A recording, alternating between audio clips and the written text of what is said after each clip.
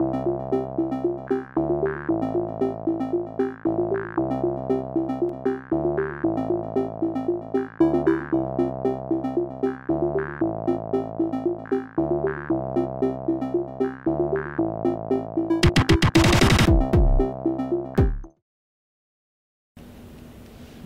pessoal, meu nome é Bruno Silva e hoje a gente está começando a nossa segunda aula, tá, referente à competência 2 do curso de técnica de informática, tá certo?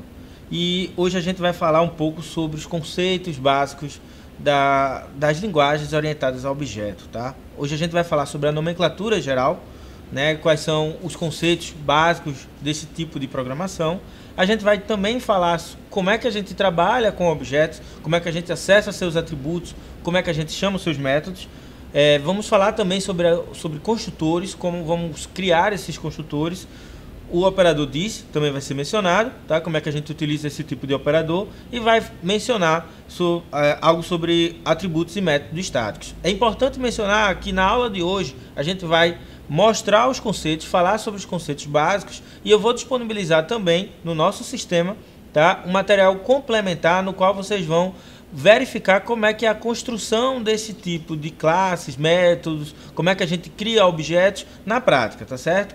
Então hoje a gente vai ter uma aula mais superficial no que diz respeito à codificação. Hoje a gente vai mostrar os conceitos. E na aula complementar que eu vou disponibilizar para vocês, a gente vai ver como constrói esse tipo de sistema, tá, diretamente no nosso ambiente de programação. Então, o que é orientação a objeto? Tá? A orientação a objetos é um paradigma de programação.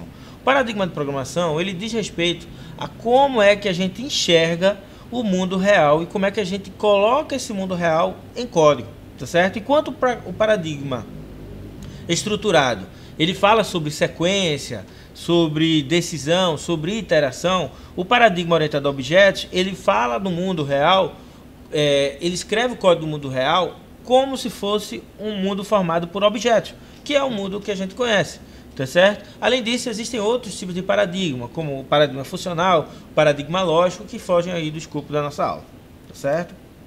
Então, paradigma é isso, pessoal. Paradigma é a forma que você escreve o código e que você enxerga o mundo dentro desse código. Como é que você faz para escrever o código, tá certo?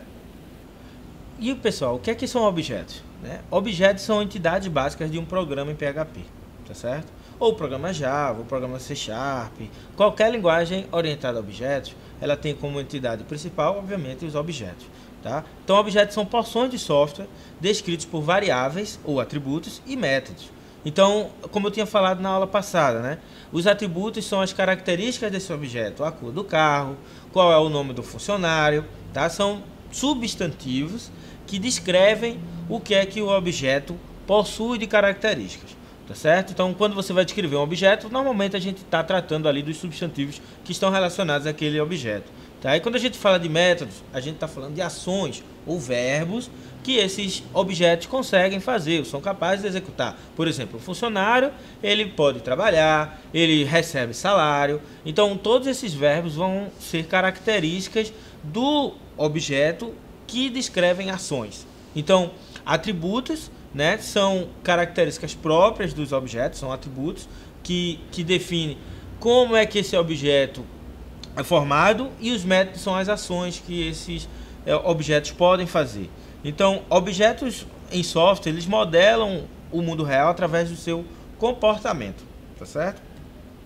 E o que é que são classes, né?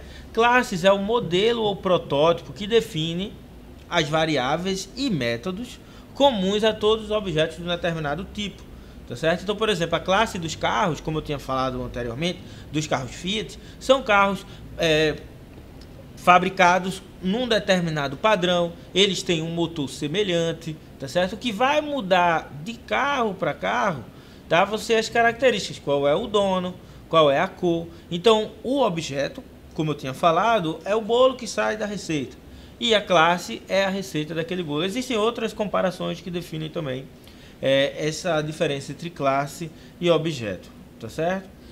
Bem, então, o que é que o objeto tem? Como eu tinha dito, atributos e métodos. E atributos, o que é que são? Atributos são conhecidos como variáveis de instância, tá certo? Eles descrevem as características desse determinado objeto. O tempo de vida dos atributos é igual ao tempo de vida do objeto. Então eu crio um objeto, ele vai ter um atributo lá e aquele atributo vai durar enquanto o meu objeto dura. Tá certo? Assim como os atributos de uma determinada pessoa ou um objeto do mundo real. Tá? E cada objeto ele tem os seus próprios valores de atributos. Não é porque o meu carro é azul que o carro de Joana vai ser azul também. O carro dela pode ser vermelho, mas todos têm um atributo cor. Essa é a diferença, tá certo? E o que é que são métodos? Como eu já tinha falado, métodos são os componentes das classes que realizam operações ou computações. Então o método, ele descreve o que é que eu posso fazer com aquele objeto. Eles recebem parâmetros e podem retornar ou não algum tipo de resultado. Tá? Assim como funções no PHP, a gente tem métodos que são funções especiais dos objetos. Tá? Então, dentro das funções dos objetos, os métodos, a gente consegue acessar os atributos daqueles objetos ou você pode acessar os atributos, tá certo, de outros objetos que são passados como parâmetro. Tá? A gente vai mostrar no exemplo que eu vou disponibilizar para vocês na aula complementar um exemplo que faz justamente isso. Eu utilizo o método do meu próprio objeto e o método de outros objetos. Tá certo? Os métodos eles possuem uma sintaxe. Inicialmente a gente começa com os modificadores, tá? Como a gente consegue ver aqui no slide, a gente tem os modificadores, tá certo? A gente tem a declaração de função, que o método é uma função também, tá certo? A gente vai ter o nome do método e a lista dos parâmetros. Veja que é igualzinho a definição do método e a definição de uma função comum no PHP, tá certo? A diferença é que o método vai estar dentro do escopo do objeto. Como é que a gente inicializa objetos? Né? Como é que a gente cria novos objetos? Para a gente criar novos objetos, a gente vai utilizar a palavra reservada new, né? Que vai criar um novo objeto. Então aqui a gente consegue ver no slide. Eu vou criar, por exemplo, um novo objeto. O nome desse objeto aqui vai ser referência, tá? Uma variável como qualquer outra no PHP. Vai ser igual ao new, ou seja, eu estou criando um novo objeto, coloco o nome da classe e passo a lista dos parâmetros, tá certo? Novamente, eu vou mostrar como faz para criar um exemplo, tá? Um novo objeto na aula complementar, tá certo? Eu vou mostrar esse código, a criação desse código para vocês, tá? O que é um construtor? O construtor, como eu tinha mencionado na aula passada, brevemente, é um tipo de método que não tem retorno e que inicializa as variáveis daquele determinado objeto. Por exemplo, no exemplo do carro Fiat, se ele tiver o atributo cor e ano, por exemplo, então o construtor vai inicializar as variáveis do meu objeto, do meu carro. Tá certo? Então eu vou passar como atributo a cor do meu carro, que no caso vai ser azul, e o ano, vamos colocar aí um exemplo, o ano 2010. O carro 2010. Tá certo? No construtor, quando eu criar o método, ou desculpa, o objeto, eu vou utilizar sempre o construtor, tá certo? Eu utilizo a palavra reservada new, estou indicando que a criação desse novo objeto vai ser a partir do construtor e passo a lista dos parâmetros dele, tá certo? Além disso, a gente tem o operador this, tá? O que é o operador this? Ele é um operador especial que significa este em inglês, então this vem do inglês este, né, que vai referenciar aquele determinado atributo ou método do objeto que está sendo manipulado no momento, tá certo? Ele facilita a leitura do código e é decisivo também em casos de ambiguidade. Os exemplos 9 e 10 do nosso caderno, ele mostra a utilização do operador this, tá certo? Para esse exemplo em especial, a gente vai mostrar o exemplo 10, porque ele traz todos os conceitos que a gente está aprendendo aqui na nossa aula, tá certo? Ele mostra aqui a classe conta, né, que possui número e saldo. Então, uma conta do banco, quando a gente vai abrir uma nova conta, a gente geralmente vai ter o quê? Vai ter um número e vai ter um saldo associado, né? Então, na minha agência, a minha conta, por exemplo, é 1234 e o meu saldo vai estar lá, vamos dizer, R$500.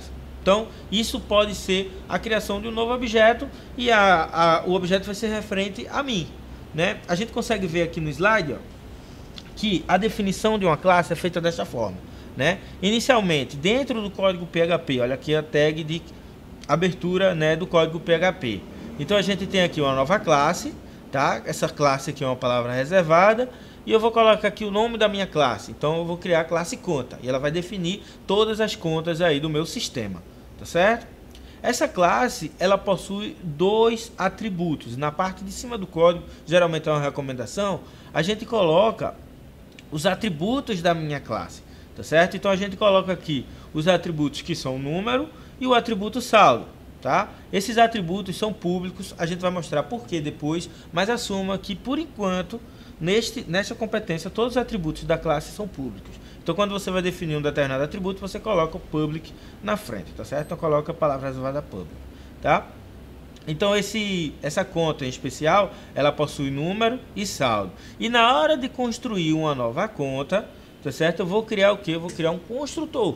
O construtor ele vai definir como os meus objetos vão ser criados, tá certo?